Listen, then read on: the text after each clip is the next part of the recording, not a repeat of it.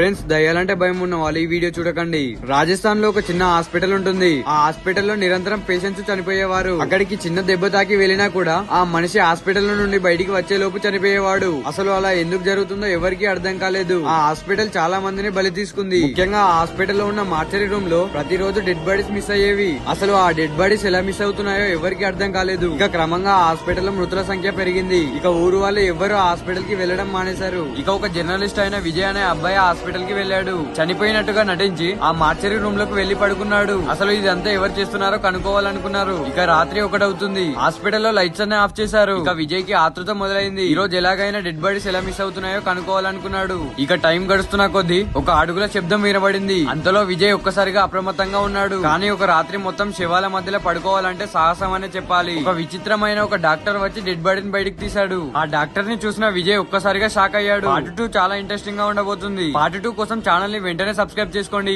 ఇలాంటి thrilling story మీరు ఎప్పుడు విని ఉండరు.